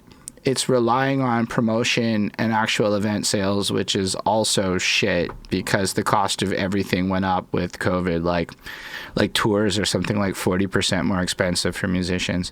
And so a lot of the vets in the industry retired, and a lot of the things you're seeing happen now are actually really just new people trying to fill a void. So there's a lack of professional expertise in cost cutting and all this other stuff. And overall, the entire live entertainment scene outside of what you're seeing through city budgeting is kind of getting wrecked So- across the so- board. I at 7:30, guys. Do you it's been a So as been a long as long like- time, It's up. but It's I actually, can go more. average But length, which is I Just go think- more, man. Let's oh go. yeah, Just I just talk got it. I got chicken in the oven. I got to check up on. Yeah. So on that note, I wanted to another controversial topic. Well, controversial. I don't think it's very controversial. I think that wanting to have a city that is representative of its population, a city that feels inclusive. I think these are all very they're kind of accepted, kind of like Chris is values. saying we need a hookah lounge in NDG. Actually, that'd be Yeah, we need fucking lots fire. of things in the. We need Yeah, lots of having a things. hookah lounge, that'd be nice. You put a little bit of green. in the I'd be into a hookah. hookah lounge. Yeah, but as long as it serves alcohol. No, I mean, places can sell I'm drinks. Gen It's X, just right? Relying on We need drink our money, booze. relying on drink money at events and bars as a source of income, as you did in the past, is just dead. That's really why I The brought problem, that up. the problem is that you guys are trying to get out the Gen X's and not the Gen X's, but the millennials and the Gen Zs. What you guys need to focus on is on the Gen X's. That's where the booze money is. Nah, y'all, But that's true. go on. But y'all are also like, I gotta be home by 10 because I'm gotta be up at 6 in the morning. 'cause Yeah, that's my life now. that's kind of true Yeah. too. Yeah. Okay, so Right. you guys want to continue with this because I Yeah, want to run it. I want Ask your to question. I want to touch on it. I told Go you ahead. I'd be asking you this question. So I get depressed a bit about how they call this is this stagnation, immobilisation, they say in French. I have a very fond memory of you were part of this Mauro Peña of Balaram Holness. I know he was kind of the figurehead, but there was also many people involved in this who collected 20,000 signatures to force the Office de Consultation Publique, I think it's OP, Office Publique de Consultation Montréal. They're the ones involved in this scandal right now. But wait, I digress. You guys collected these 20,000 signatures to force a consultation on systemic racism in the city of Montreal, and the office of they agreed with you. Their report was like very damning of the city. The conclusions were that the city needed to act on this issue. The conclusions were that if systemic racism did exist, because if you remember, Valerie Plante was denying its existence. You had this kind of like debate happening at the provincial level on this issue too, where the Liberals got in a lot of troubles with, I don't know what demographic it was, but they were starting to talk about systemic racism in Quebec, and people took offense to that. And I don't know if you remember that. And I remember that very clearly. And you had this, this major sort of what seemed to be a breakthrough. And here we are in 2024. When did that report come out? That was a while ago. That was like 4 years ago now, right? 4 or 5 years ago. Yeah, so that was in 2020. That was the lead up to what Balarama and the people that he was working with, Action Montréal at the time, they spearheaded that movement. They ended up getting created the office where currently I believe Bokha Manai is the head of that office. Right. I mean, honestly, on a personal note, it's a bit disappointing to see that the office was created and it appears to be all smoke and mirrors. Yeah, I to interrupt you. I'm sorry, because I've been at this for 20 years, and I see a lot of lip service on that Yeah. need to address the issue. But when it gets down to the nitty and gritty, it's not. And, like I used to complain 20 years ago that when I used to go to council, I felt like I was, I was colonized. I went to the borough council, all those civil servants, they didn't even live here. They didn't represent us. I felt like I was in Quebec City, and now 20 years later, nothing's changed. It's static. The needle hasn't moved at all in that regard. Now, maybe in the rank and file with the guys delivering services on the street, yeah, I see there's more, there's a greater diversity being representative in the employees, where before it was just awful. It was terrible. I remember, and I'm in my 50s. I remember I was in my late 20s and 30s and almost falling off the bus when I walked into the bus and saw a black man behind the wheel for the first time. I remember these things, and I just feel that it's moving so slowly. So I'm going to throw that back at you, and I apologize for interrupting you. And I'm going to give you the microphone now. No, not at all, not at all. Thank you, and you are right. It is always frappant, French, to use a French term. I can't think of the English word. When you meet someone that, quote unquote, you did not expect to meet in the position of, whether it be the bus driver, whether it be the supervisor of a department or not, or something else. I worked in the provincial government and in the federal government, and it's night and day in terms of diversity. At the federal government, there seems to be much more action behind words of opening up space to anybody and everybody, whether it's diverse cultural background, diverse gender or pronoun affiliation. I'm trying to be respectful. I'm sorry if I'm a little bit ignorant in the way I just described what I'm trying to describe, but my point is that at the federal government, there is a little bit of everything for everyone. Everyone has their space to be themselves and to represent the section of the population that they align themselves with, so to speak, globally. We see that less in the provincial government.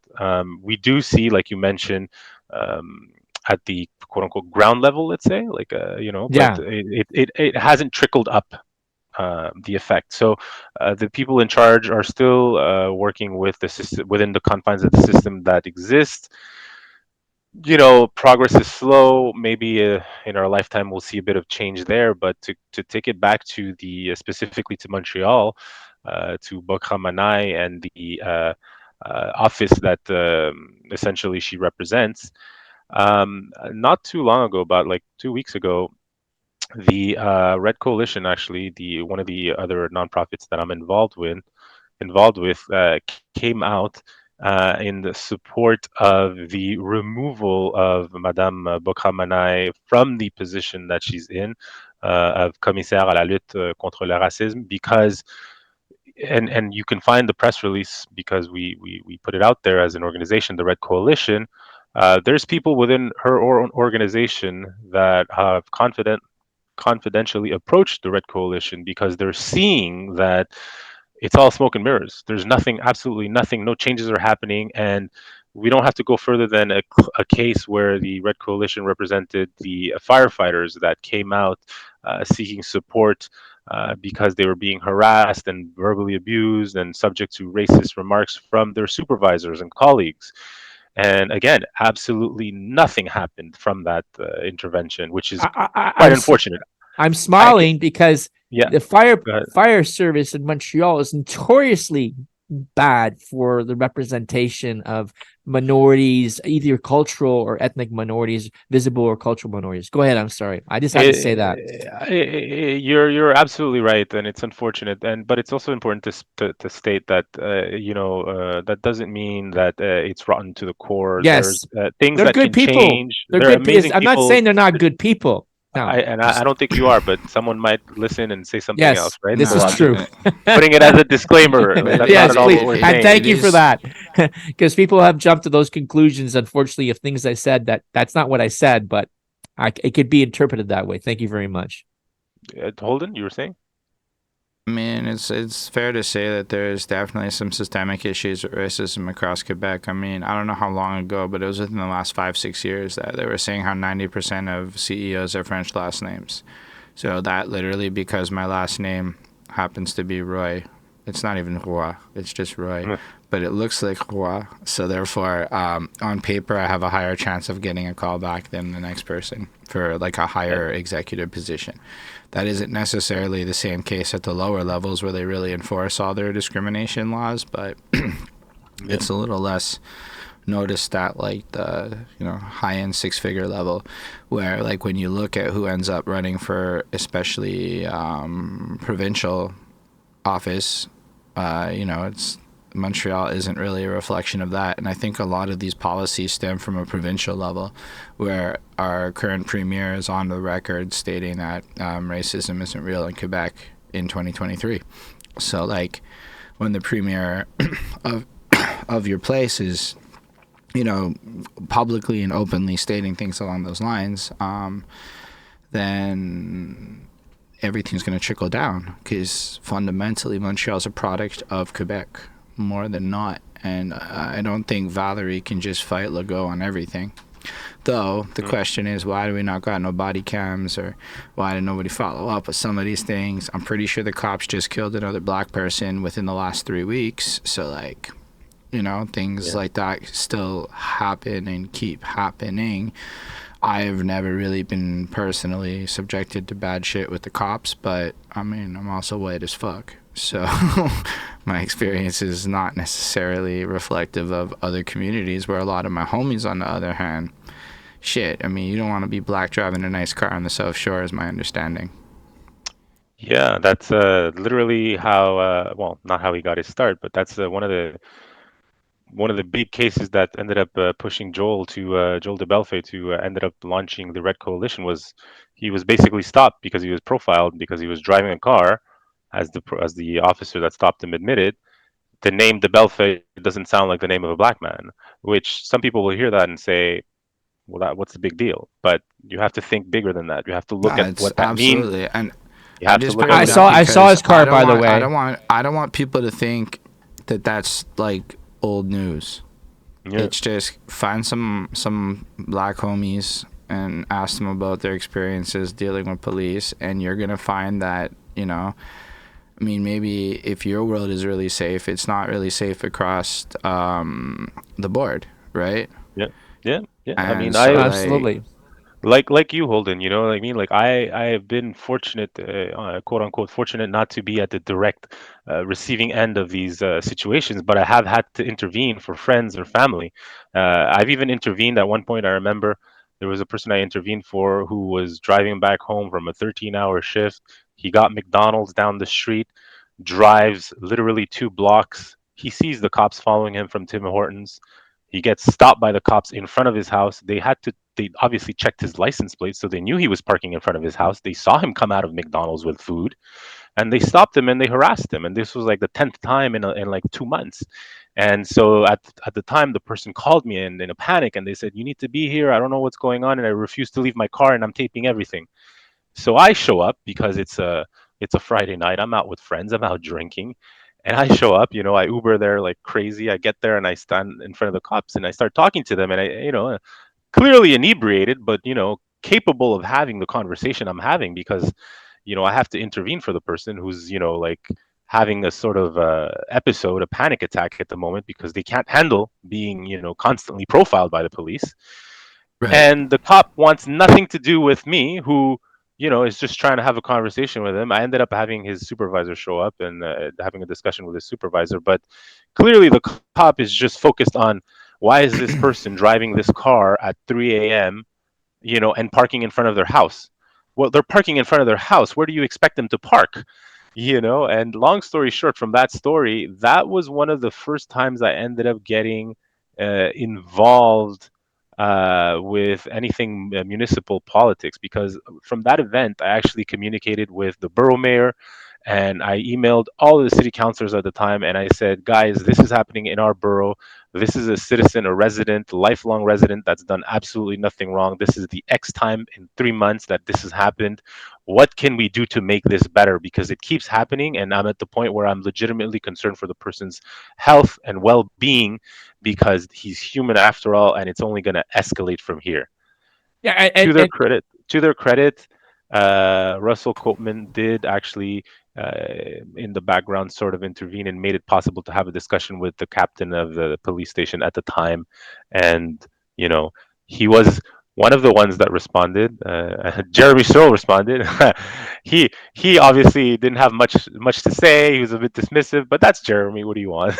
Anybody that but that knows the Jeremy funny knows thing is, Jeremy. I hear the story, right? Yeah. And James is uh, just saying that he's also experienced a whole bunch of stuff where he's been stopped and harassed in CD and NDG. So like, I don't again have those experiences, but it's wow how all my homies that are black do, all of 100% of them, and Yeah.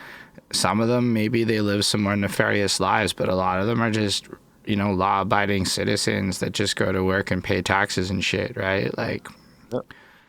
So yeah, like, but this if you're wearing a North Face and you're on the wrong, like if you dressed a certain way and you like have a certain profile, we can call. Okay, I heard through the grapevine that they didn't want to reopen up the Rumors question mark bar over on Saint Jacques if it was going to cater to the urban crowd that it previously catered to back when DJ Blaster was there like every couple of weekends. You know what I mean? Like, that's not old.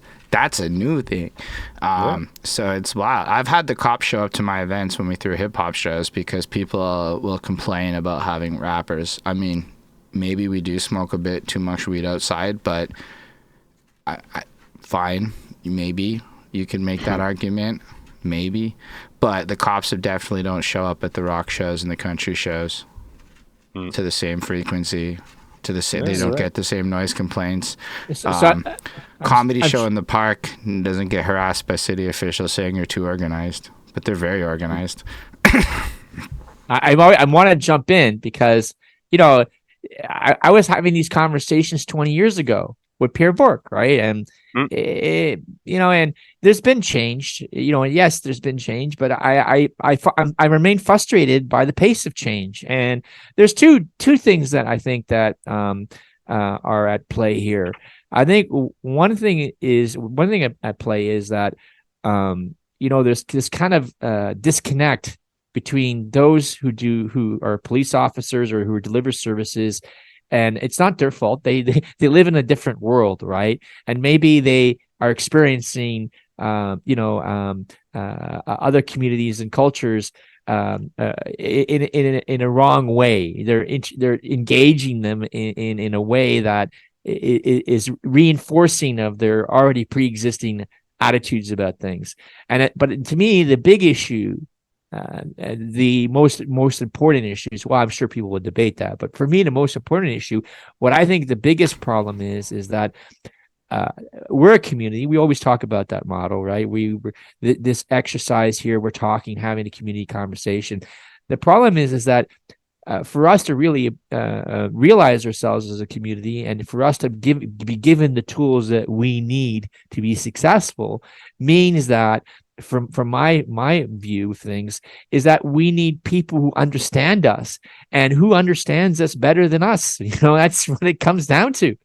It's like when you go to small town, whatever, also, go to wanna add small the town caveat. America, right? It's the townspeople who are responding and reacting to the But needs of the I wanna community, add a not little outsiders. caveat to what you're saying. Yeah. Like with the whole bike path issue, I was kind of goofing on how it's the whitest shit I ever saw in terms of like population. Yeah, you were saying that. Because it was. which is Watch true my to a live certain video. degree. No, Yeah. watch my live video. You can play a game. Take a shot for somebody that's not white. You'll be not that drunk when you're done. And I'm not trying to be a dick about it. There's a bigger point. It's just, where is the rest of the community I see on the bus? Because when you're on the bus, it ain't white like that.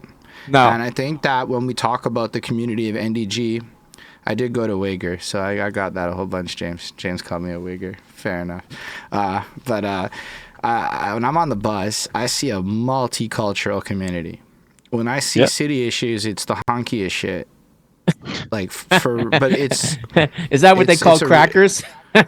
I like honky, because crackers is specifically like the people who like crack the whips and shit, and I don't like, I looked it so, up. like, No, I'm not trying to go that's that far. that's not what it Is that not what it is? That's what No, I heard. But yes, I feel they like say it could be, but honky and the Wonder origins. Bread, much I looked it better. up. Alrighty, fair enough. Honky is better. It's a better word, because I feel like honky is ridiculous, like how white people and gets. And we as white people And have we're to white. acknowledge that we white people, and that's a whole behavioral trait that is awkward, and we're the only people that do it. This like weird adherence to rules that make no sense, and Karen-like behaviors and shit. And we all have a little bit of it inside of us, I think. And it's like we just need to acknowledge you mean it. there's no Karens that exist in the visible and cultural communities in the city of Montreal? Absolutely do. But my bigger point is that when we talk about the community of NDG, based on everything you're saying about the OG community leaving and the heavy immigrant population that has come over the last 10, 15 years, we as a community also need to recognize that the old NDG is gone.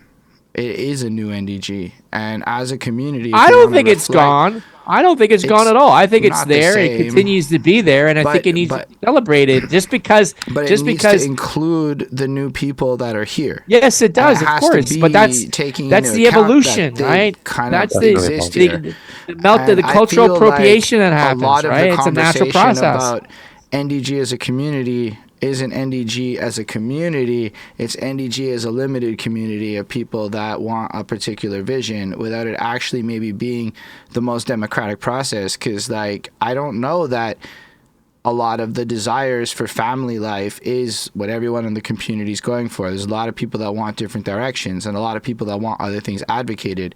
But when you see the narratives, I don't really see anyone trying to include these new populations into the conversation. They're almost like ignored demographics on some assumption they can't/won't vote. Okay, we need to have a whole new episode just on this subject, because Absolutely, love it.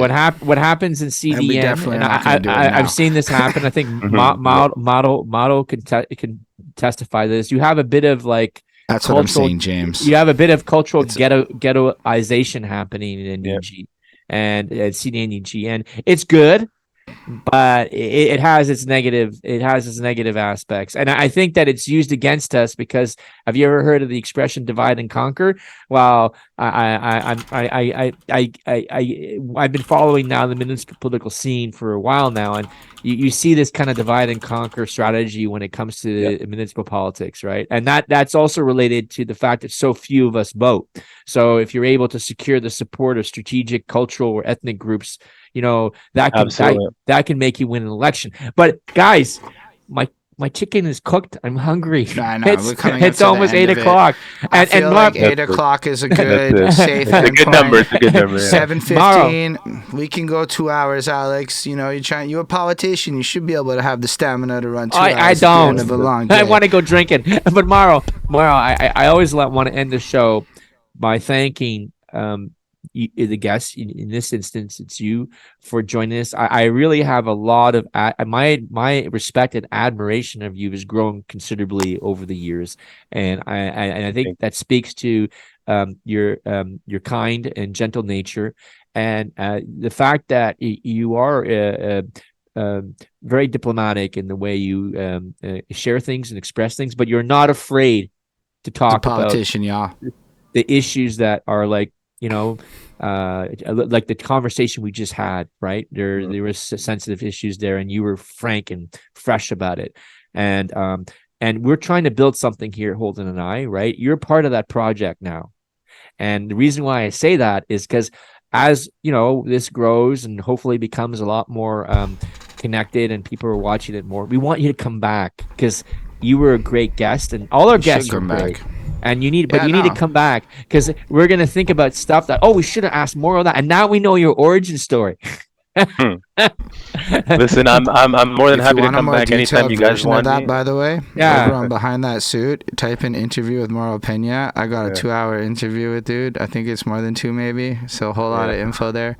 Yes. Also a 2-hour interview with Alex if you want to peep that. But I want to just give a shout out to everyone else before we fully wrap out. Like to date, this is our 6th episode. We've had the most people watching live consistently the whole episode. I don't think it's really dipped below 6 viewers. No, it's because Mauro Peña is so good looking. That's what it's all about. I'm sure. But really, it's because y'all are taking the interest in being part of it. Like when Alex is telling me to get off the stream, but I'm seeing comments, I'm ignoring Alex every single time. That's typical in my life. People ignoring me. No. You guys are doing a great job. Remember that. Because we want to have the community engagement. Shout out Dave Dialect for spreading the word. He be a real one. But yeah, and tell your friends if you're listening to this. Tell your friends. We're going to be doing it live. Also, what you guys don't know is that as of about earlier in the last hour before we went live, the Trainman Report is now on YouTube, and we will be streaming it live on YouTube next week for those of you that want to be there. And by then, all Holden 6 is episodes will be out, and we're going to get it onto all the podcasting platforms. So if you want to listen to this in your car or something on Spotify, as I've come to become a podcaster in my car guy, you can do that as well. So you'll have that available to follow on all your platforms. And then when Cult Montreal is asking you all your favorite podcasts, make sure to type in fucking Trainman Report so we can appear on that top 5 list next year. We're starting the marketing now. But appreciate all of you for watching. Thank you for coming through, Mauro. It's really great to have you here. We appreciate everything you do.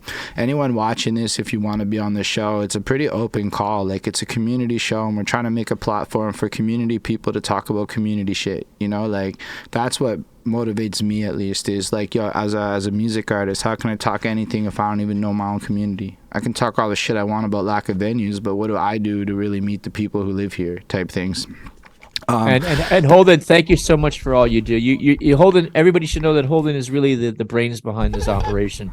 I have no clue what I'm doing. I like podcasting. It's a easy content form to make if you like to talk. But really, you watching it is what makes it exciting for us, because if there was nobody in the chat, if there's nobody commenting throughout the episode, it is less stimulating for us. So make sure to come back next week, Tuesday, 6 p.m. We'll keep coming live. We can do it on the 26th. We're good. It's not a holiday. So we'll be back next week. We don't know who the guest is yet. We'll figure that out over the course of the week. If you wants to be you, holla at us. And we're going to keep this going. Let us know also what you want to see us talk about. If we don't even have to pick topics and y'all do the work for us, it's even better. Love it. On that note, peace and love. In the description. Appreciate everyone. Like, comment, subscribe, and live long and prosper, everyone. Mauro, you're awesome, man. Thank you so much for joining us again.